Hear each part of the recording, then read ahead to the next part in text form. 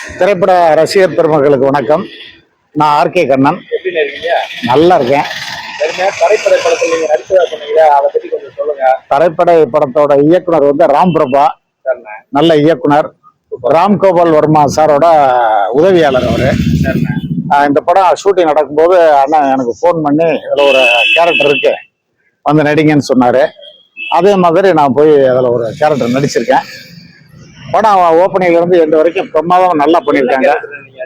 நான் நடிச்ச ஹீரோயினுக்கு அப்பா. ஹீரோயினுக்கு அப்பா. அப்பா. சூப்பர். ஆமா. எப்படி செலக்ட் ஆனீங்க இந்த படத்துல? இல்ல, அதான் டைரக்டர் கூப்பிட்டு அந்த கேரக்டர் கொடுத்தாங்க. ஆடிஷன் ஏதாவது பண்ணாரா? அதான் அந்த ஷூட்டிங் நடக்கும்போது ஆனா இந்த சார் இந்த மாதிரி ஒரு கேரக்டர் இருக்கு, ஹீரோயினுக்கு அப்பா கேரக்டர், நீங்க வந்து எனக்கு நடிச்சு கொடுங்க அப்படின்னு சொன்னாரு. சரிங்க. நான் அதே மாதிரி ஆபீஸ் போனேன். ஒரு வாரத்துல ஷூட்டிங் வச்சாங்க. சரி.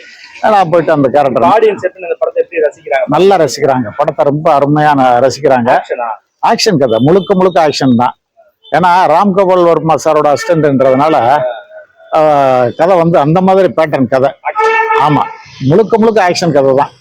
ஆமா, ஏன்னா ஓப்பனிங்ல இருந்து எண்டு வரைக்கும் பாத்தீங்கன்னாக்கா ஆக்ஷன் தான். அதுல ஃபைட். ஹீரோயினுக்கு அப்பாவை இடையில வந்துட்டு போறீங்க. ஆமா, 2 சீன் இருக்கேன். ஃபைட்ல கூட இருக்கேன் நானு. ஆமா, ஏன்னா அந்த பொருளை கிட்னாப் பண்ணி அது கடத்தி வச்சிருக்கவங்க யார் வச்சிருக்காங்க என்ன அப்படின்ற அந்த டீட்டெயில் வந்து என்னத்தான் கேட்பாரு ஹீரோ. அப்ப நான் சொல்லுவேன், இந்த இடத்துல இருக்காங்க அப்படின்ற மாதிரி டீட்டெயில் சொல்லுவேன். அந்த இடத்துல போயிட்டு அவர் வந்து சேஸ் பண்ணி ஃபைட் பண்ணுவாரு.